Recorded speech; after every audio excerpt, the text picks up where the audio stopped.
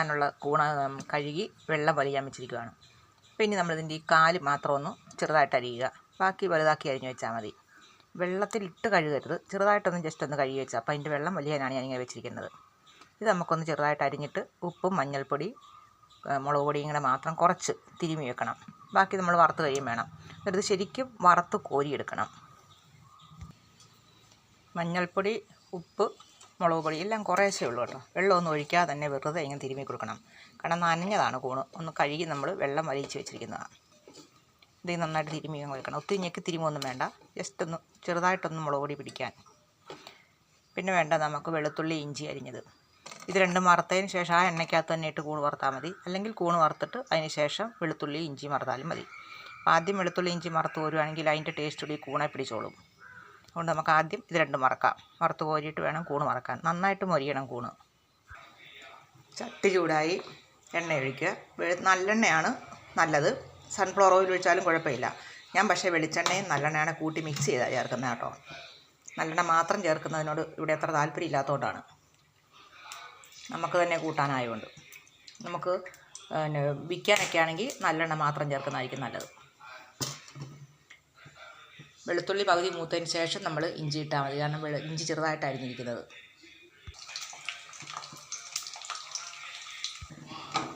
വെളുത്തുള്ളി, ഇഞ്ചി അത്യാവശ്യം മൂത്തിട്ടുണ്ട്. ഇനി അത് നമുക്ക് കോരി വെക്കാം. ഞാൻ കൂടത്തിൽ കറിവേപ്പിലയും കൂടി ഇടുവാണ്. കറിവേപ്പിലയുടെ കിടന്ന് മൊരിഞ്ഞ് കോരി വെക്കുമ്പം ആ കറിവേപ്പിലയുടെ ടേസ്റ്റ് കൂടെ ആ എണ്ണയിലേക്ക് വന്നോളൂ. അതിൻ്റെ എല്ലാം കൂടെയാണ് ആ കൂണ് വറക്കുമ്പം ആ കൂണയിൽ അതിൻ്റെ എല്ലാം ടേസ്റ്റ് പിടിക്കും. ഇത്രയും മൂക്കണം. ഇനി ഇത് കോരി വെച്ചിട്ട് നമുക്ക് കൂണിടാം. പിന്നെ നോൺ സ്റ്റിക്കിൻ്റെ പാത്രത്തിൽ ഉണ്ടാക്കുന്നതൊക്കെ നല്ലത് ഇൻഡാലിയത്തിൻ്റെ പാത്രത്തിലാണ് കേട്ടോ അച്ചാറൊക്കെ ഇടാൻ. അതുകൊണ്ടാണ് ഞാൻ എപ്പോഴും ഇൻഡാലിയത്തിൻ്റെ പാത്രം മാത്രമേ എടുക്കാറുള്ളൂ.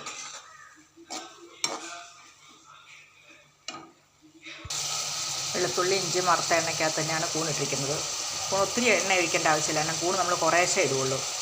അത് ഇച്ചിരി താമസമുണ്ട് മുരിയാൻ. അതിനകത്ത് വെള്ളമയം ഉള്ളതുകൊണ്ട്. മുക്കാലും മൂത്തിട്ടുണ്ട്. ഞാൻ 2 പ്രാവശ്യമായിട്ട് ഉണ്ടാക്കുന്നതുകൊണ്ടാണ് കുറച്ച് എണ്ണ ഒഴിച്ചത്. ഇച്ചിരി വെള്ളമയമൊക്കെ ഉള്ളതുകൊണ്ട് പതിയെ മൂത്ത് വരുള്ളൂ.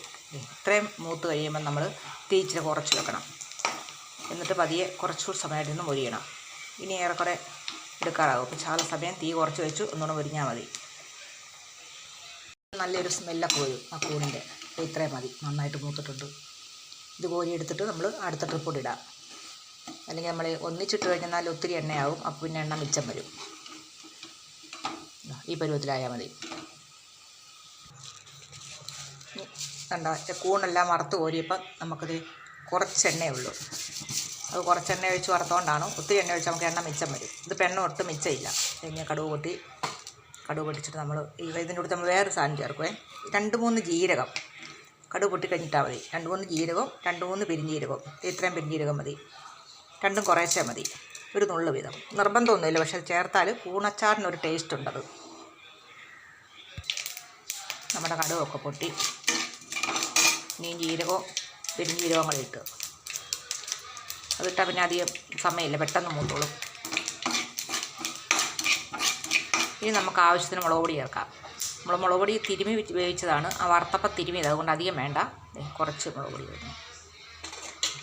ഇത്രയും മുളക് പൊടി ആവശ്യമുള്ളൂ. മുളക് പൊടി മൂത്ത് കഴിഞ്ഞിട്ട് നമ്മൾ കുറച്ച് ഉലുവാപ്പൊടി. മാങ്ങായ്ക്കൊക്കെ ചേർക്കുന്ന ഇത്രയും അച്ചാറിന് ചേർക്കുന്ന അത്രയും വേണ്ട, കുറച്ച് മതി. എല്ലാം മാങ്ങായ്ക്കൊക്കെ നമ്മൾ ഒത്തിരി കടുക് ഉലുവായും വറുത്ത് പൊടിച്ച് ചേർക്കുകയല്ലേ, അതിൻ്റെ ഒന്നും ആവശ്യമില്ല. ഇതിന് കൂണിന് കുറച്ച് മതി. ഇനി നമ്മൾ ഈ വറുത്ത് വെച്ച ഇതെല്ലാം കൂടി അങ്ങോട്ടിട്ട് വിനാഗിരി ഇങ്ങനെ ഒഴിച്ച് തിളപ്പിച്ചെടുത്താൽ മതി. കൂൺ എന്തേലും ഉണ്ടോ അതിൻ്റെ അളവനുസരിച്ച് ഇഞ്ചിയും വെളുത്തുള്ളിയും കൂട്ടാം. ഞാനിത് 400 ഗ്രാം കൂണാണ് എടുത്തത്. ഒരു 3 കുടം വെളുത്തുള്ളി ഉണ്ടായിരുന്നു. ഒരു 150 ഗ്രാം ഇഞ്ചി എടുത്തു. ഇനി നമ്മൾ ഈ വിനാഗിരി കൊണ്ട് ഒഴിച്ച് തിളപ്പിച്ചെടുത്താൽ അച്ചാർ റെഡി.